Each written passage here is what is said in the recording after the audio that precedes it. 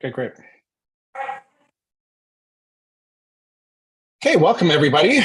Thank you, Council, for those of us that were able to join us. I will call this special council meeting of Friday, September 15th, 2023 to order.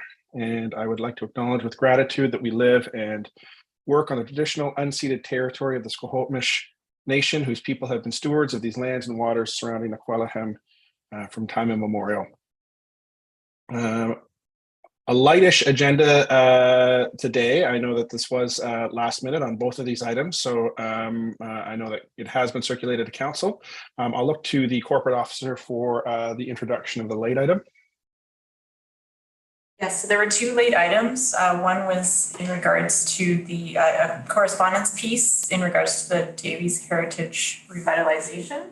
So that's item 3.1A, and then a new item the previous item was 2.1A, I believe.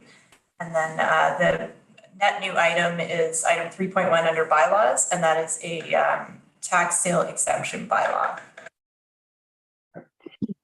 So with that, I'll look for a motion that council approve the agenda and late items for the September 15th, 2023 special council meeting, moved by Councillor Getty, seconded by Councillor Fast. I'll call the question. All in favor, raise your hand, say aye. Aye.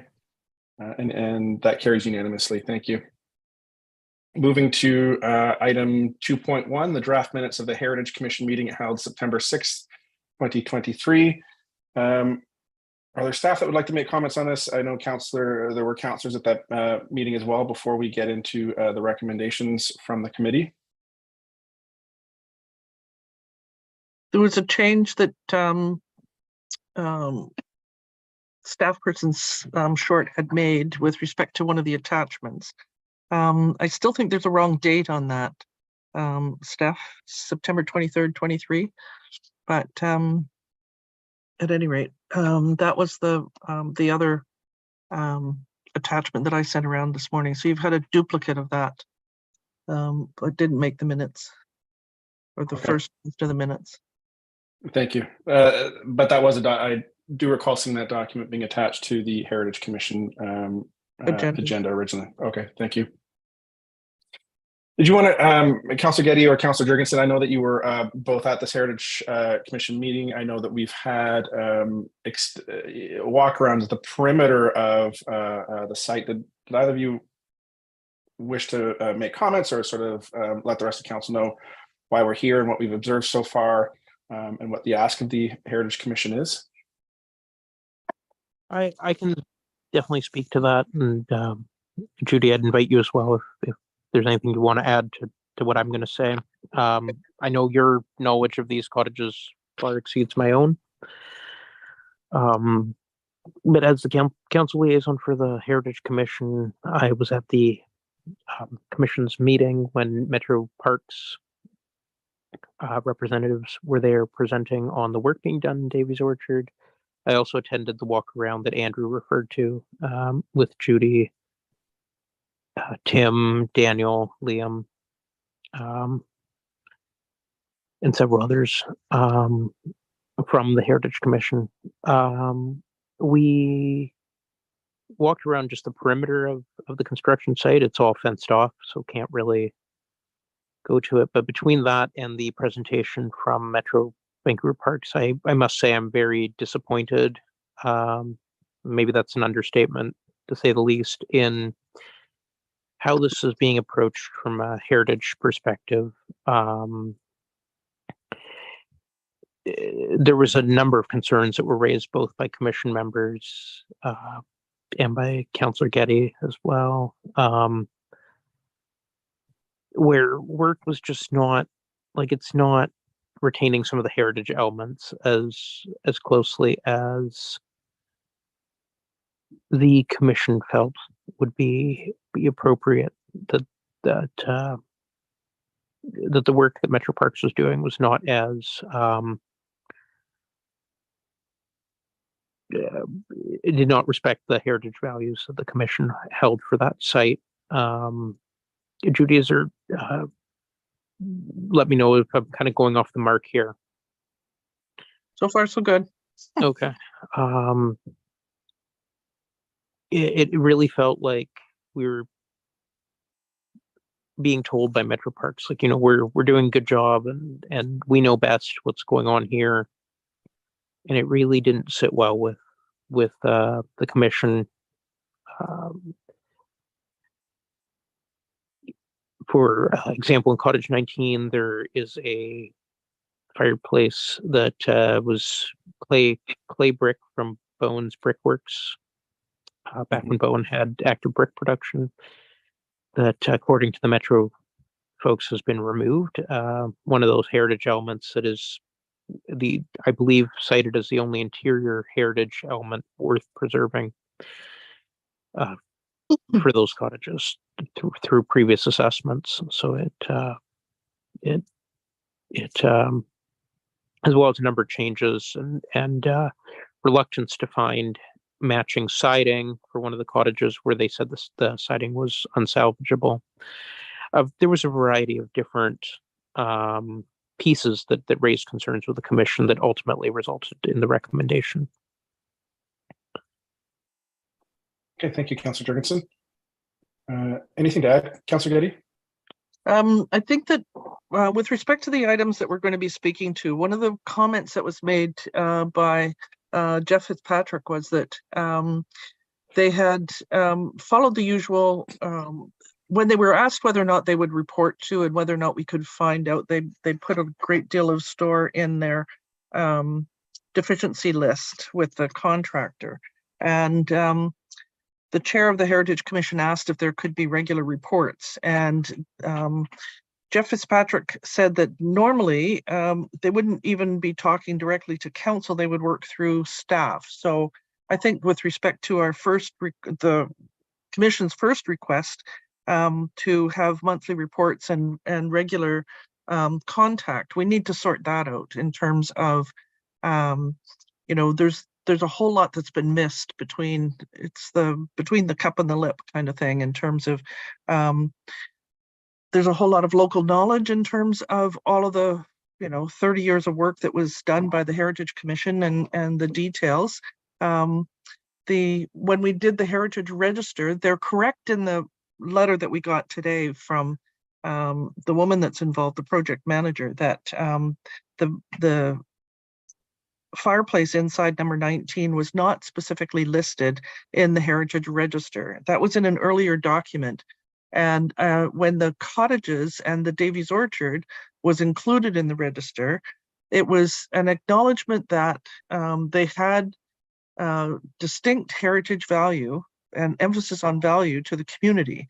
And I think that the concept plans that we've been talking about that have been given to us since they first started talking about the revitalization in 2016, 2017, was always talking about maintaining the heritage values. So the fact that we haven't had any kind of understanding and concept and discussions about the specifics of the plans that they're working on now, I think is a huge gap. And we've ended up in a situation where there's these massive excavations, there's large installations, there's that huge ugly square building, and behind in the middle of the heritage precinct, if we can call it that, behind cottage number 19, that's supposed to be the infrastructure for hydro and meeting some sort of hydro requirements. But there's been no discussions. And in the strategic plan that was attached to the last Heritage Commission meeting, the advisory planning or design planning aspects, that document wasn't attached. So I'm not sure if there is any guidance for Metro in terms of what the design guidelines are. There's brief mention of the official community plan and the Islands Trust. But in terms of, I think they've missed a whole lot, and they say that they've only been focusing on infrastructure, and that a lot of the carpentry and the other work and the deficiencies that they possibly agree with respect to the issues that were raised by the Heritage Commission. And I'm not too sure about that even. they kept repeating that they were working to a rehabilitation standard as opposed to a preservation standard or a restoration standard. And I think that's the difference that we've got ourselves into. They're working by a much, much lower standard than what I think people that are interested in heritage, and certainly on the Heritage Commission, were assuming that we were all talking about, once they got into the Heritage Register, we'd all be talking about preservation and restoration. There's, if we're going to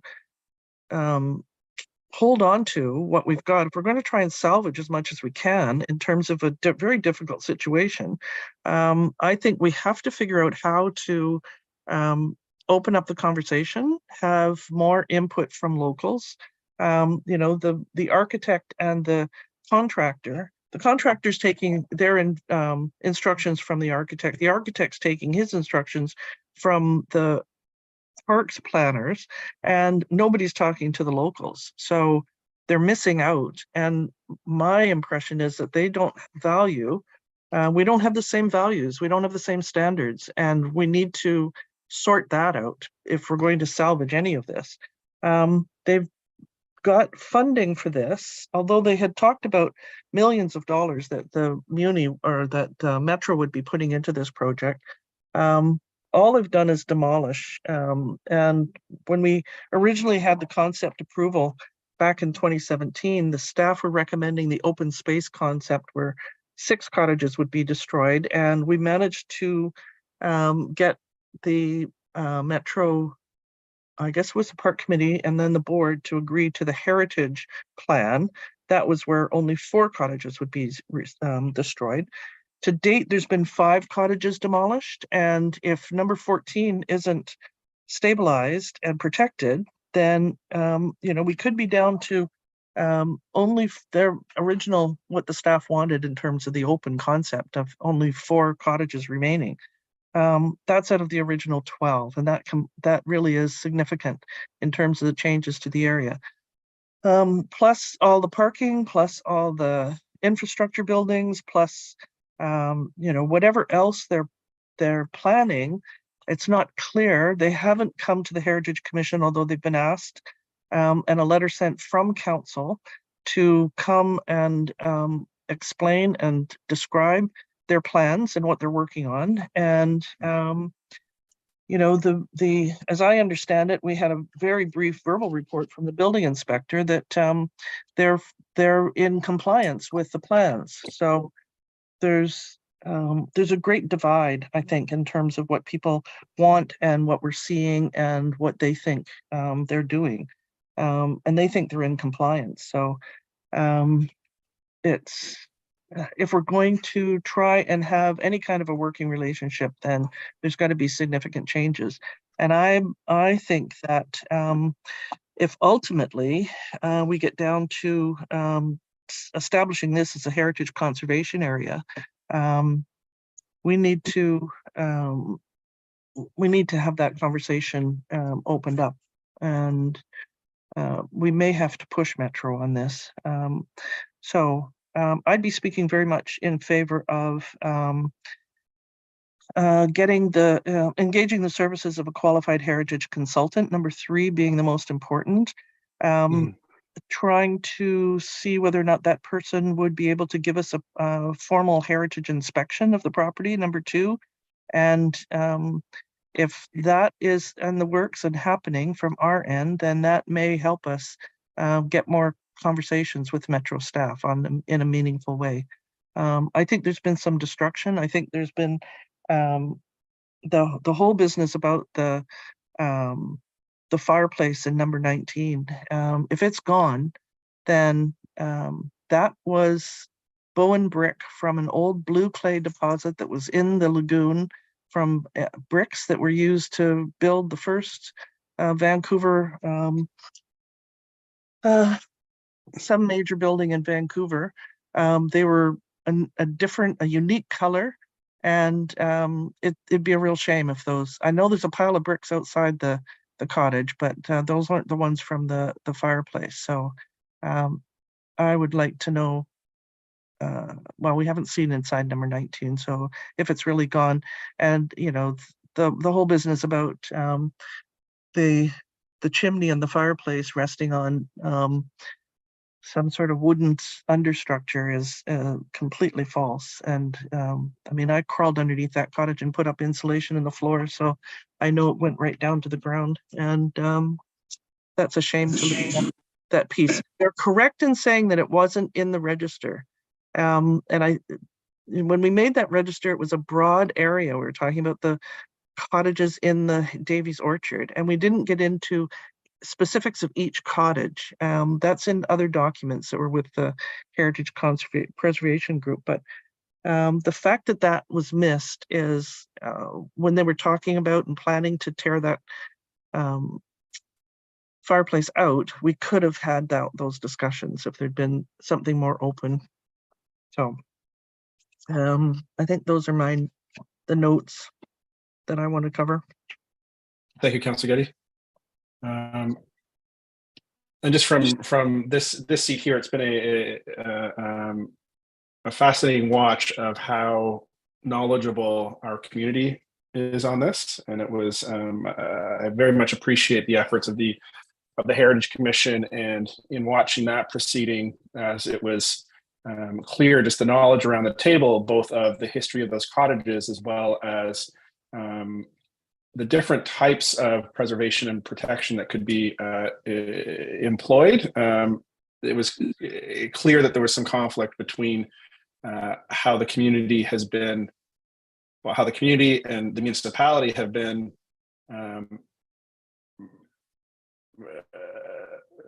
there's been a lack of communication in absorbing that historical knowledge, but then also a real question of what we do going forward.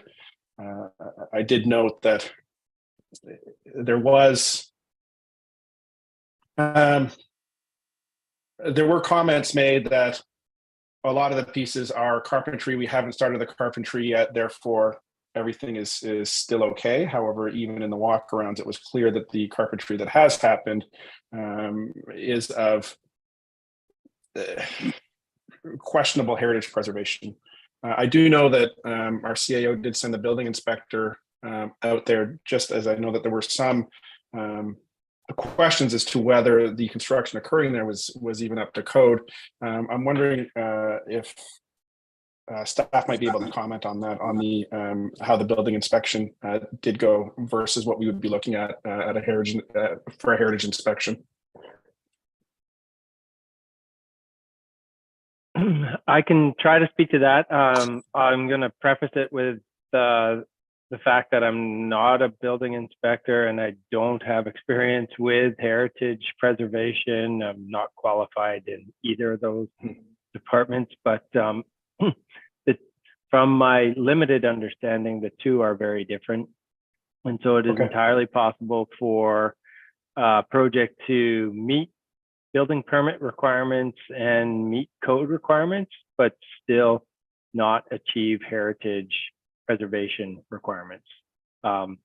My understanding is that there are times where code requirements can be relaxed to satisfy heritage requirements, and or where we're simply talking about, building to code. It doesn't require necessarily any conservation of heritage values. So I'm not really qualified to be able to determine whether or not heritage values have been inappropriately disregarded or whether they've been actually maintained. So I think if council and the committee or the commission want to gain a level of confidence as to where the heritage values stand for this project, then I think a third party point of view would be valuable. Okay, thank you. So with that, I believe that's been properly introduced right now. And maybe I'll look for a mover for the recommendation, and then we can either tackle all those recommendations at once or sever each of the four of them to deal with individually. Can I ask a process question before we get into the resolution? Absolutely, Councillor Morse. Okay. This property is in the Heritage Register. It's not a heritage designation property. Right. So in my reading through all of the stuff, I'm not sure that they've done anything to violate the terms and conditions of a property being in the Heritage Register versus it sounds to me more like there's issues with respect to had they been designated heritage properties under the heritage designation, or there's another term too, protected heritage properties. That's a different set of criteria. And it sounds a little bit to me like that's the set of criteria that's being applied to a property that doesn't have that designation. Councillor Getty, in response. Unless Dan wants to jump in, but the first step, if you wanted to designate something and give it all of the protections that are available under the legislation, then you first have to have it on the register. So we created the register, and there had, at the time that we were starting to work on that, I was a member of the Heritage Commission. There had been a bit of a problem over in Belcarra, and they had their properties, their cottages on the register, and they quickly designated them. And then there was a great brouhaha in terms of whether or not that was what Metro expected of that council.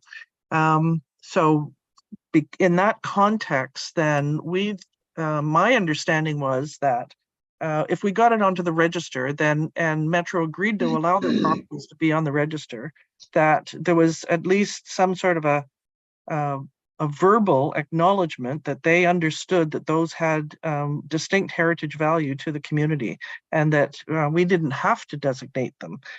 Because that would involve a whole lot of other stuff in terms of compensation and market value and all the rest of it. So the last council did not encourage the commission to pursue designation. So that was not dropped. That's what we're talking about now in terms of we can have an inspection, and we can have somebody who's more qualified than any of us in terms of heritage values go in and look at it like we've had in the past. And then we can decide. The bigger debate, I think, for council is whether or not to designate either the individual buildings or the whole area as a conservation area. And then we can be very specific in terms of the protections that we will demand.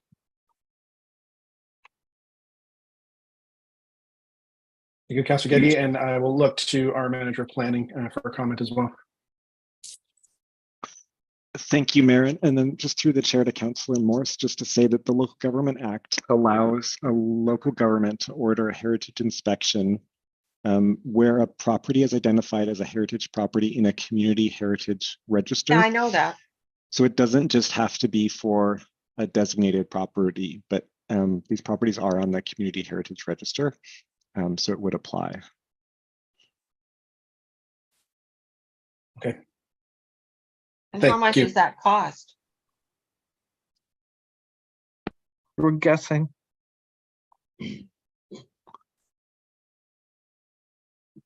think Liam, you said the other day it was, or sorry, CAO Edwards said the other day that it was possibly as between 5,000 and 10,000. Was your best guess? Mute. I think I said somewhere between 10 and 20. I can't recall what, but honestly, I don't really know. Well, I'm feeling at a bit of a disadvantage here because I haven't seen or walked around or looked. And I'm, initially at this point, quite happy with them rehabilitating them so they can be used. We've still got the museum cottage and a couple of others that are in their original state. So the people that wandered around, you didn't actually get into the site. You couldn't get past the fencing. We didn't have permission from the owner. So Metro didn't give you the tour, you just wandered around yourselves? Yes. So why can't we just start soft and nice and ask Metro to give us a tour? We did. Oh, we have, and we haven't been successful to secure a time. Have you asked? Okay, but did you ask for a council tour? Yep, asked for a commission tour and to tour council members and Well, why not just? Our building inspector, you know, because he has the authority, you know, was able to get on site fairly easily. But it's been quite difficult to schedule a tour. The letter from Robbie Savoy was somebody that that was attached to the draft minutes. He was somebody that wanted to work on the site, and he went in and had a tour with the site manager, and then he got very concerned in terms of what they were asking him to build, primarily that the cover of the hydro stuff in behind 19. It's a flat roof square that is quite a large, imposing building, and he had questions in terms of what they were asking him to build and whether or not it was to code and whether or not it was had any heritage properties at all. I see Councillor Fast. Councillor Fast is waving her hand frantically. Thank you, Mayor. I just wanted to be on the speakers list. May I go ahead? Absolutely. Okay.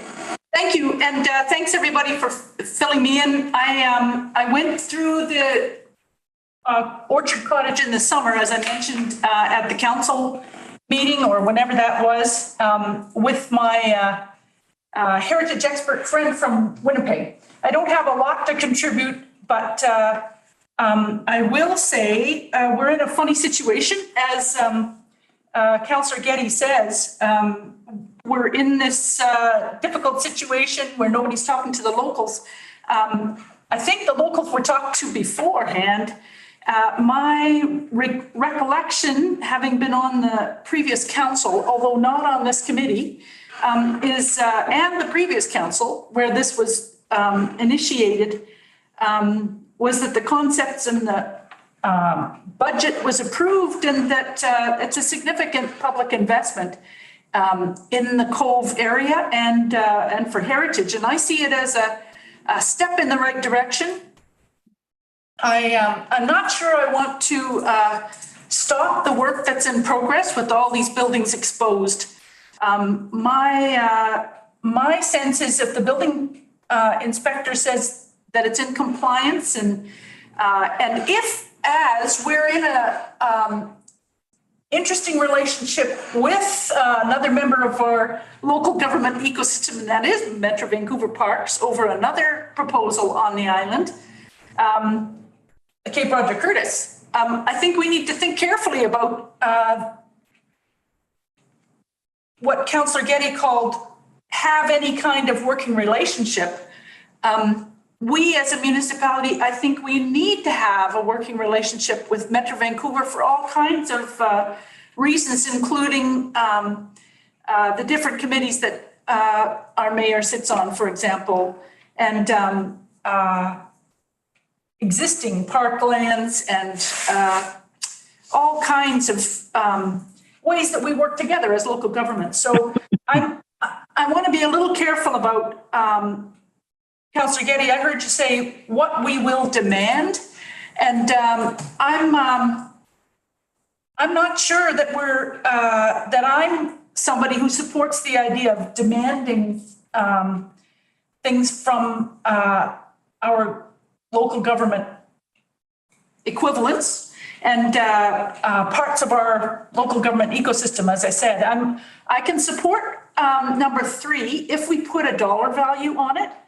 I think if we say up to $10,000 or something, then I would be able to support recommendation number 3. I really want to say I am super conscious of the value of that heritage precinct down there, and I've led public programs down there and talked to other local historians and members of BIPA over the years, dear friends too. And I'm glad to see some rehabilitation taking place as opposed to the decay and loss that had been happening in the past. So if this is one step ahead and we're in this long-term relationship, I don't have a problem with getting a second opinion of the work that's underway at the moment. And I think it might help us in the future where, for example, if another big new park is established, do we want the nature appreciation area down in Davies Orchard, or might that be something better at Cape Roger Curtis, should that go ahead? So I'm just thinking that we're also going to be in relationship with Metro Vancouver Parks into the future. And I'd like to find a way to work together, frankly, and rather than make demands. And there's been a lot of work gone into this and a lot of work by different levels of staff, including Bowen Island municipal staff. And so in the aim of having a heritage precinct in the Davies Orchard, including the trees and the new trees and all the wonderful things down there, I support the idea of number 3, if we put a limit on the amount of dollars to spend there. I'm wondering about $10,000 and as in up to a value of up to $10,000, adding that. And I wonder what other people think, but that's my contribution at this point without having been on a tour recently. Thanks everybody for letting me speak. Back to you, Thank you, Mayor. Councillor Fest. So everybody's had the opportunity to speak at least once to this. For the sake of time and for the sake of process, what I would recommend is that we have a mover and the seconder to get the recommendations on the floor, and then we can deal with each of them separately as they, in my reading at least, they fall into a category of dealing with more communication. The second is to possibly have a heritage inspection and see exactly what's going on in there, and if there is a need to further protect the heritage assets. And the fourth is would be around legislating some additional protections moving forward. So I would suggest that we have a mover and seconder for those recommendations, and then we deal with each of them separately just to move things along. Councillor Getty? I'll move them. And if I may just speak to that whole, my use of the word demand, that was in the context of if we get as far as number 4 of these recommendations. And I can change that word if that is less provocative in terms of, we have requirements once it's a conservation area, but it's not where we're not going to get anywhere to be confrontational. And I agree with Councillor Fast that way, but we do have to protect our assets. They're not our assets. They belong to Metro. There's a community. Thank you, councillors. So we have a motion. Recommendations. Thank you. So it's been moved. Is there a second? Seconded by Councillor Jurgensen. And I would request that we. Was that all 4?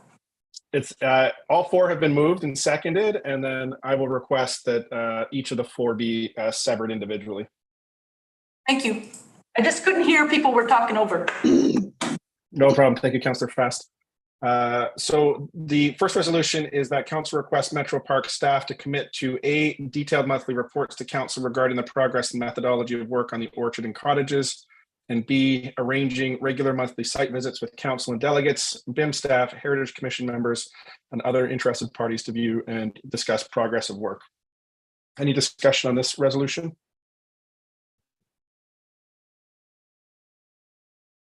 Seeing none, my only comments here are just around the frequency and the onus that it puts on some of these bodies, whether and I would look to the mover and seconder for some advice on this as to whether monthly reports are too much and whether including everybody from council to BIM staff and Heritage Commission members, whether that's too broad a spectrum. I can speak to that. I think this really comes out of Metro's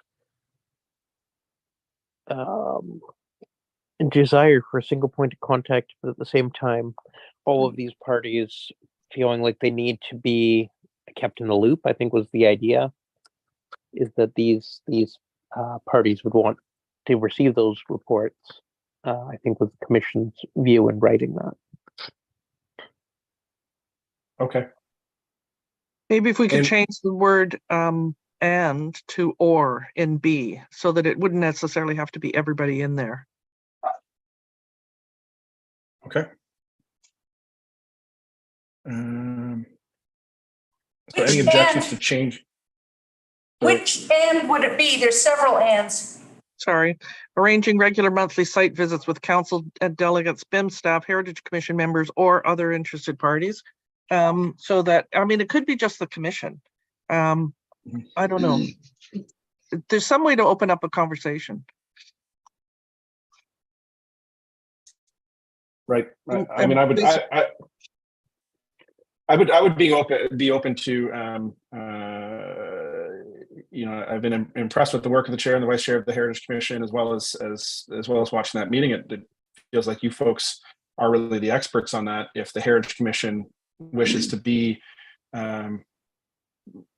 the gate, not necessarily the gatekeepers there, but the folks who are communicated with. I understand that the Heritage Commission in a previous term has sent letters to Metro Vancouver that have gone unanswered related to the Davies Orchard. So I would be happy to support a motion that involves the Heritage Commission, more updates the Heritage Commission on a more frequent basis. Councillor Morse? A couple of things. Monthly detailed reports and methodology.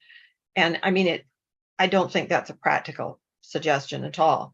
The whole thing, there was a whole public consultation process. 2 options were offered. I can't find my files on that. I've been looking for them and I don't know where they are. So I don't have the options. And I'm not sure whether the commission the commission existed, I guess, back then. Anyhow, I can't remember totally, but there was a fulsome public process. And so I guess my first question would be, has anybody any reason to believe that the plan that was created by that fulsome public process is not being followed? Yes. And I'm not talking about the picky details about the lattices. I'm talking about the more general plan. Yes. That's the problem. And the concept plans that they are working from now, the concept approval was 2017, and then this plan was finalized in that they're working on 2019, and that is what the Heritage Commission has been asking to see. Well, then I'm going to vote against this motion. I think at this point, what we need to do is, if there's a revised concept plan and it doesn't match the plan that was consulted through the community, then maybe we need to at least see that and get it through and have some community openness on that, and have a meeting with council members and the Heritage Commission and keep it to that body to see the new concept plan, if there is a new concept plan. So I'm not supportive of this first resolution. Thank you, Councillor Morse. Councillor Getty in reply.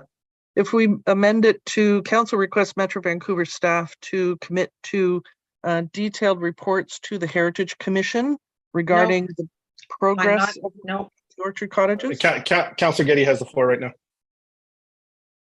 Councillor Getty, continue. And arranging site visits with the Heritage Commission and other interested parties to view and discuss the progress.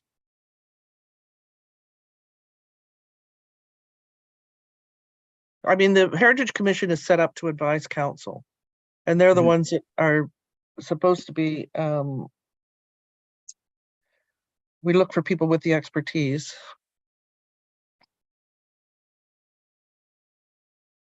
And that's requesting Metro to talk to the Heritage Commission. No, it's too complicated, a resolution. Needs a very simple resolution. That council request a joint meeting with the Heritage Commission and the park staff planners to go over what is being done now, that as to whether or not it differs from the plan that was shown to the community. End of story. I want to That's know. That was the Yeah. Heritage Commission meeting that just happened. They didn't get into the site. They didn't. Oh. And I've tried to get into the PowerPoint to see the PowerPoint that they presented, and I haven't seen it. So this is very short notice and very lack of information.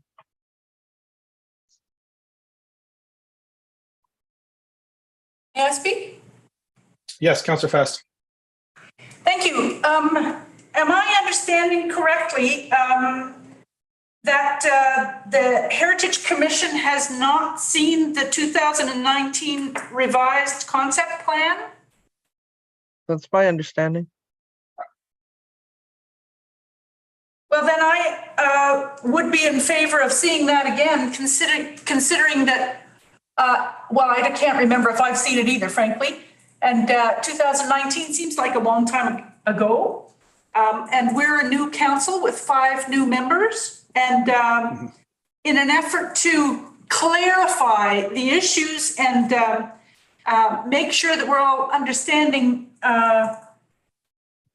what's going on, what's been approved, what's already been contracted, then I think it would be great to ask for a presentation of the 2019 concept plan. I have a feeling we might have seen it as part of a walkabout in the orchard during COVID when people couldn't meet and we were standing way far apart in a big circle and there were boards and but it's not something that could be recorded and things at the time. I don't think we were even allowed at that point to meet indoors.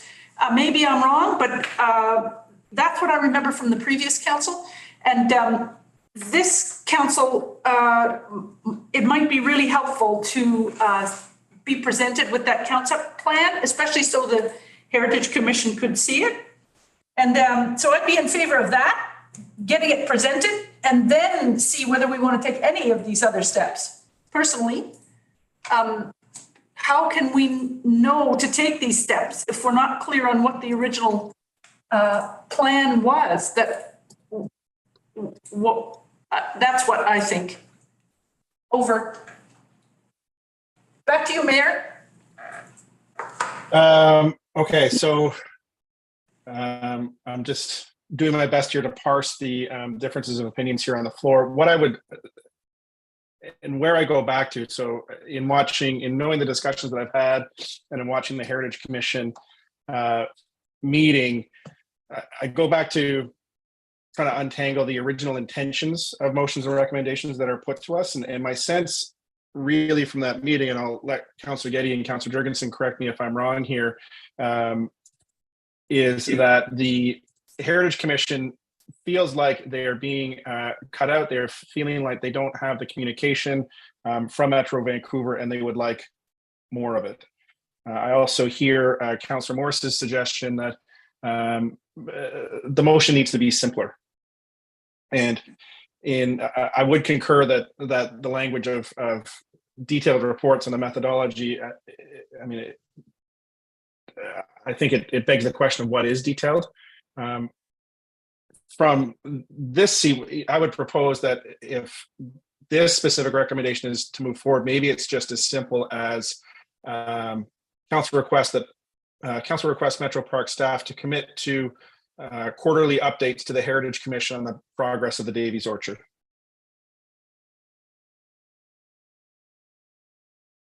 The reason being that I wonder about the regularity of monthly updates and whether just having Metro Vancouver staff present or submit an update to the Heritage Commission on a quarterly basis might satisfy some of that intention of wanting more communication. Councillor Fast, did I hear you? I was going to say second, but I just can't remember what you said at the beginning. Was this request or that council direct staff to arrange, or what did you say at the beginning? The council requests Metro Park staff to commit to, Okay, thank you. Quarterly- Then I'll second it. okay, so the amendment's been moved and seconded. Any discussion on this amendment? Councilor Morse, you are muted. The amendment this- to the, is Is this this the an ma- amendment or another motion? I thought it was a different motion. No, it would be, technically it would be an amendment to replace everything after, in the first resolution, to replace everything after council requests Metro Park staff to commit to Okay, with the language that says quarterly updates to the Heritage Commission on the progress of the Davies Orchard project. thank you for the clarification. Thank you. And you're still comfortable seconding that, Councillor Yep. Faust? Yeah, Sorry. Point of access. I'm feeling a little bit lost here where that first resolution is gone. Is site visits then been removed altogether? Yes. Site visits have been removed, so it could say if there. So if this amendment carries, we could look at another one, or we could look at a unanimous consent that would say quarterly updates and site visits to the Heritage Commission on the progress of the Davies Orchard project. I think that would be what I would support it having both of those in there. Both the updates and the site visits. Councilor Getty? I consider it a friendly amendment, and I would remind council that the reason why it's a special meeting is that there's some issue with respect to not creating delays so that we can get something. I think we need the expertise. I think that's my priority. So I consider this a friendly amendment, and I'm not opposed to it. Right. Technically, no such thing as friendly amendments. We can do it by unanimous consent. So we'll look at it as an amendment to the amendment. So if there's no objections, it would read quarterly updates and site visits to the Heritage Commission on the progress of the Davies Orchard project. Any objection to that amendment of the amendment? Seeing none, that passes by unanimous consent. So we're back to the amendment to replace the those A and B clauses with quarterly updates and site visits to the Heritage Commission on the progress of the Davies Orchard project. Any further discussion on this amendment? That's just an amendment at this point. We're still not voting on the main motion. That's right, it's just an amendment. Seeing none, I'll call the question on the amendment. All in favor, raise your hand, say aye. Aye. Aye. That carries. So now we're back to a main motion, that first resolution, be it resolved that council requests Metro Park staff to commit to quarterly updates and site visits to the Heritage Commission on the progress of the Davies Orchard project. Councilor Morse, was there anything you wished to say on this piece? I still think we're putting the cart before the horse, and the first thing is to get the plan out and find out what's changed. And have a site, see what's going on. Okay, thank you. Any other discussion? With these updates and site visits, Councillor Morse? Pardon me? Through the chair to Councillor Morse, we not do a separate resolution to have that plan come forward while still maintaining these updates and site visits? No, I think that have to do that first step first before you do any of the rest of this. Thank you. In my view on this is just opening up a line of communication between the Heritage Commission and Metro Vancouver. It is only a request. I believe that all of the concept plans are available publicly, so I would leave the commission as well as staff to parse those further questions to Metro Vancouver. Any other first round of comment or debate on this before I call the question? See none, I'll call the question. All in favor, raise your hand, say aye. Aye. Aye. Opposed? Councillor Morse in opposition, and that carries. The second resolution, council order a heritage inspection of the property under Part 15, Section 601B of the Local Government Act. Discussion on this item here. Seeing none, I'll call the question. All in favor, raise your hand, say aye. Aye. All opposed, raise your hand, say nay. Nay. That carries. Councillor Fast, Councillor Morse opposing. 3, in support of 2, council engage the services of a qualified heritage consultant to conduct an independent assessment of the work performed to date and provide advice to council as to any deficiencies meeting heritage conservation standards and guidelines, along with recommendations for remediation where necessary. Discussion on this resolution. Councillor Fast. Can we include a dollar figure amount, as in up to $10,000? Okay. My other question here, just to insert a question perhaps to staff, I mean, or is it just putting it to tender and seeing what it would cost before council approves an expenditure like that? To the CFO. I don't think there's any requirement within any of our guiding policies that require that. If we have the direction from council to go and engage the qualified provider, we would simply just look for a couple of different quotes. I think giving an upper threshold and upset price that you're willing to spend under, as long as that comes within purchasing policy guidelines or purchasing policy amounts, which is under 50,000, then we would go forth with our quotes and award the contract at a staff level. My preference would be for council to give direction as to an upper threshold that it's willing to spend. Thank you, Ms. Watson. So if I'm hearing correctly, Councillor Fast, that maybe takes the form of an amendment that says, in support of 2, council engage the services of a qualified heritage consultant not to exceed $10,000 to conduct an independent assessment, et cetera, et cetera. Does that sound correct? Yes. Okay. Motion to amend by Councillor Fast. Is that a second by Councillor Getty? Any discussion on the amendment? No, I'm not seconding. Sorry, You're not I had a seconding. question. I'll second. Seconded by Councillor Morse, and then to Councillor Getty for a question.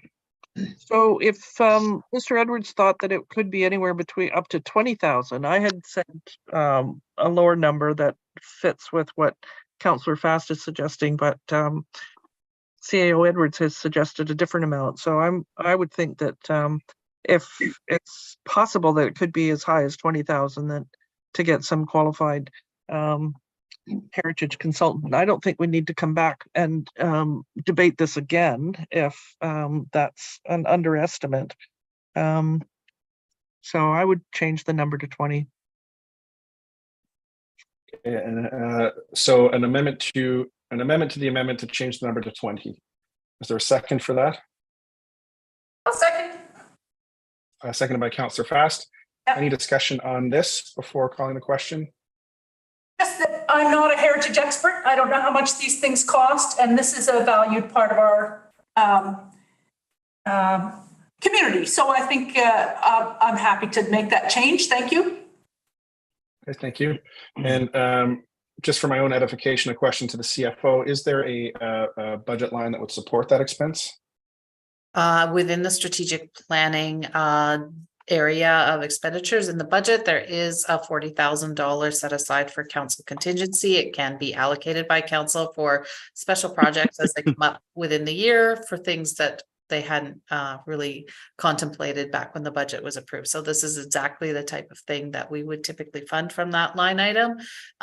We had $40,000 earmarked this year, and we can accommodate a $20,000 expenditure within that line item at this point in the year. Okay, thank you. So I'll call the question on the amendment to the amendment to for $20,000. All in favor, raise your hand, say aye. Aye. Aye. Aye. Opposed? Councillor Morse, and that carries. So we are back to the main motion now. In support of 2, council engage the services of a qualified heritage consultant not to exceed $20,000 to conduct an independent assessment. And the rest of the motion follows. Any further discussion on this?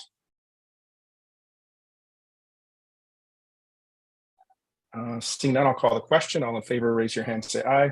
Aye. Aye. Opposed? Councillor Morris in opposition, and that carries. Moving on to item 4, council establish a heritage conservation area pursuant to Part 15, Section 614 of the Local Government Act to include Davies Orchard and Cottages. Any discussion on this piece? I think it possibly should be tabled. And depending on what the results are of the inspection. Okay. That would be my suggestion here as well, or my recommendation. I would entertain a motion to refer this item to staff and report back at a regular meeting of council. Second. Seconded by Councillor Jurgensen. Any discussion? Seeing none, I'll call the question. All in favor, raise your hand, say aye. Aye. Aye. And that carries. So that concludes the item 2.1, and now I will look to item 3.1 bylaws. I see Pardon me? Liam's hand is up. Oh, over to you, Liam. Thank you, Mayor. Just as we're learning about this, because it's new to staff and to council in terms of the authorities provided to us through the legislation. There are some elements that we may need to clarify, because one of the things I believe that's a requirement is to state the purpose of the heritage inspection. And so we probably want to specify that. It could be as simple as council has concerns about the preservation of the heritage values in the project. And then we need to specify how long the order is to remain in effect. And What order? Council order a heritage inspection. Are we not ordering a heritage to council? No. I believe it passed. Number 2. Council. Oh, right, number 2. Yeah. So under that section of the Local Government Act, there is a requirement to specify how long the order will remain in effect. And I apologize that we don't have these elements ironed out in advance. We're going. Can we find out? Can we find out if there is an expert that can do it within a particular period of time? And I think the maximum that you can have is a year. Oh, I don't know about that. The act does say that you may provide that the property covered by the order is subject to a temporary protection in terms of like almost like a stop work order, but that is a limited duration of 30 days, I believe. So we also may want to specify, well, when does the order? Do we have to sort that out right now?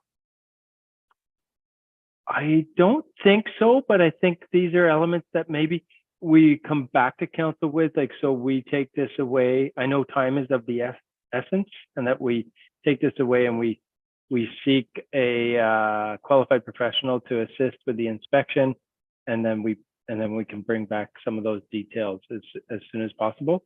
I see Planner Martin has his hand up. Planner Martin.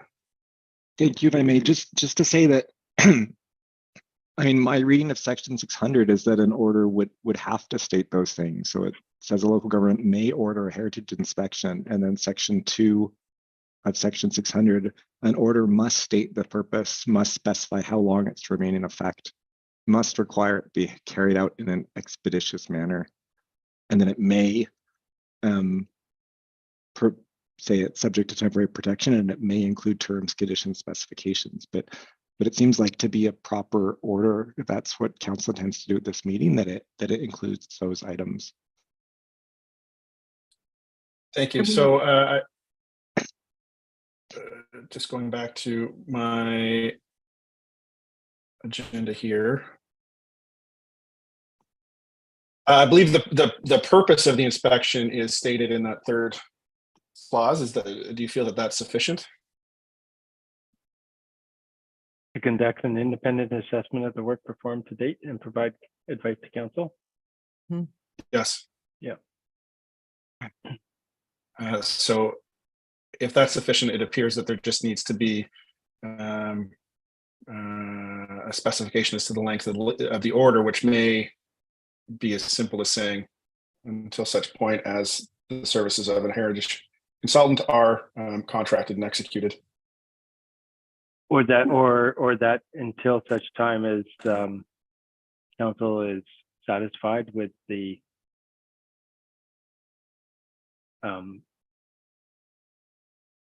outcome of the consultant's report. I would imagine that the order would be in effect through the consultant's investigation and summary and. Right. So even that the order remain into effect in effect until the report from the heritage consultant is received by council.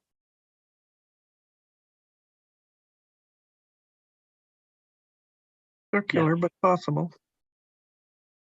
Yeah, I think that makes sense. Okay.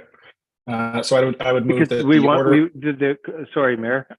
Because I think part of the authority afforded to council under this legislative section is that it gives the ability for that qualified professional to investigate the property. So we want them to have that ability to do that. Right, have that ability, write the report, and then present it to council. And I would presume that when that report comes forward, as it's received by council, any further disposition by council would happen at that point. Right. Yep. Okay, so I would look for a motion to that council direct that the heritage inspection order is to remain in effect until the report from the heritage consultant is completed and received by council. Second. So moved and seconded by Councillor Getty. Any discussion on this? Seeing none, I'll call the question. All in favor, raise your hand, say aye. Aye. And opposed? And that carries unanimously. Thank you. And thank you for the attention to detail on that from staff. Moving That on was a to, separate motion, right? that you was a didn't- separate motion. You yes. didn't amend the original one, right? Okay. I did not amend the original one. So I'm okay with the timeline, Okay. but I'm not okay. Thank you. That concern is duly registered and noted in the minutes. The item 3.1 is, sorry, I don't have a Lost my screen here. 3.1. 2.2. No, 3.1. So this is part of the on table package, which is the tax Oh, sale right, exemption right. bylaw 624 2023.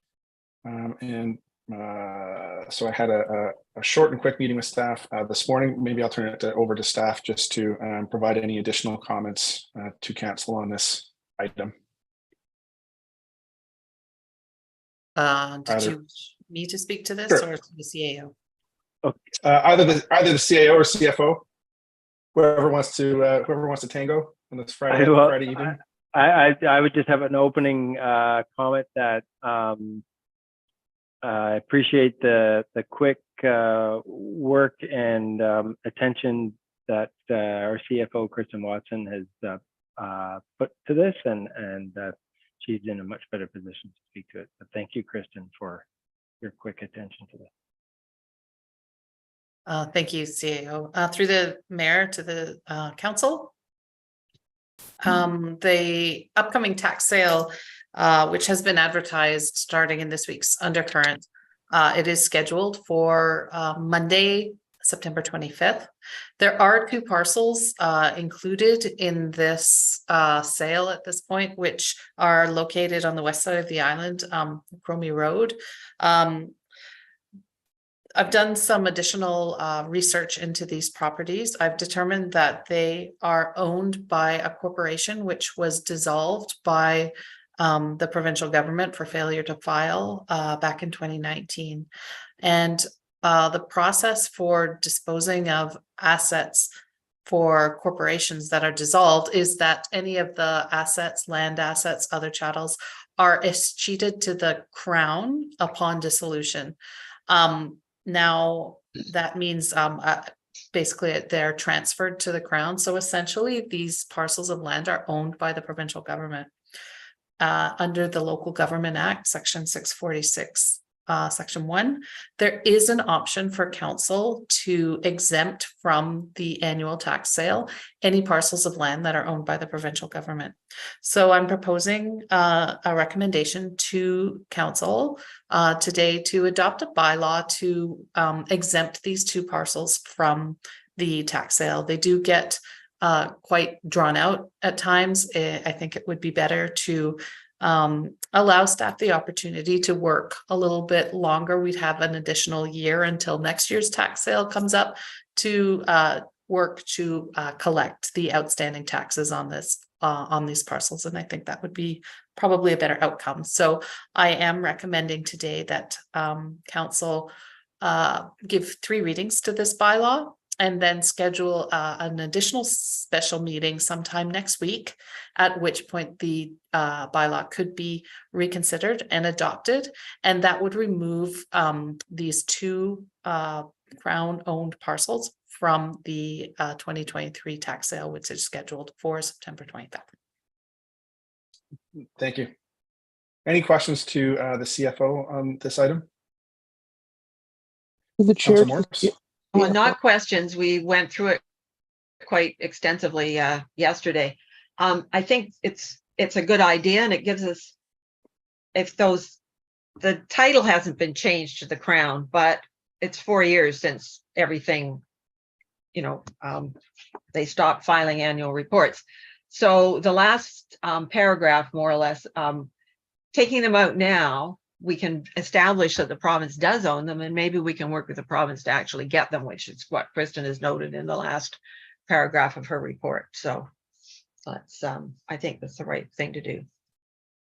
Okay. Thank you. Councillor Jurgensen, was there a comment or a question from you? A process, because we are at UBCM next week, how we would go about scheduling a special meeting that would fit into that. Yes, part of that is a scramble. I did discuss it with staff today. I believe it still remains to be determined, but so long as that special meeting happens before the tax sale at 10 a.m. on Monday, the 25th, we would do it there. I would anticipate that would be a very short meeting as well, because these bylaws have been seen, and it would just be a matter of council organizing to get together, and or a quorum of council members getting together and having a vote on this issue. It should be a Zoom meeting as well. Yeah. Okay. And it's just a 4th reading motion. That's it. Yeah. 5 minutes. Would it May I be? speak? Yes, Councillor Jurgensen still has the floor, and then I'll go to Councillor Fast. I was just going to ask whether it would be either advantageous to do it abutting the end of UBCM at 12:30 on Friday, or the following Monday as a 9 a.m. meeting or 9:30 a.m. meeting, because it's so quick. I think what we'll do is we'll just leave those scheduling pieces. I mean, we'll see each other on Sunday night, Monday morning, and then we can just have a quick huddle and figure out what the best time for that scheduling is. Okay. And then we can go from there. Councillor Fast?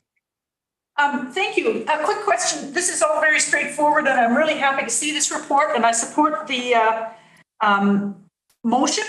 I just want to ask, Councillor Morris mentioned that we had a good discussion of this yesterday. Who is we?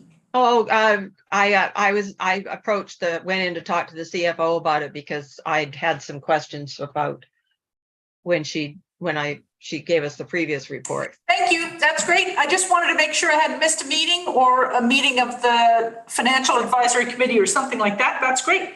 I'm happy to move the motion when the time comes, because I also think we've got a responsibility to the community to find a way to make good on these taxes owing. And this looks like a really good approach. Okay. Thank you. And I just wanted to mention, I've sent some information about one of these parcels to staff as well. So may I go ahead and make the motion? Absolutely, Councillor Fast. Okay, Uh, I move that the Bowen Island Municipality Crown Land Tax Sale Exemption Bylaw number 624, 2023 be read a first, second, and third time. Thank you. Second, Seconded by Councillor Morse. Any discussion on the motion? Seeing none, I'll call the question. All in favor, raise your hand, say aye. aye. Aye. And that carries unanimously. Thank you. A question from Councillor Getty? And should we notify the public that we're trying to pull these so that if they're not scrambling around to try and do fundraising and figure out whether or not they should bid on them? Yes, we did talk about that, and CFO did mention that we could put a note when we're advertising in the next round against this one, that council is contemplating removal as it is a provincially owned asset. Oh, is that both parcels? Yes. The two, right? Yeah, okay. The two Cromie Road parcels. Thank you. Councillor Morse? I'm not sure what the CAO means by next round of, because the next time the news from Bowen goes out will be next Thursday. And the next time the undercurrent page goes out. And if people are serious about bidding on them, they're going to be doing a lot of scrambling over the next few days.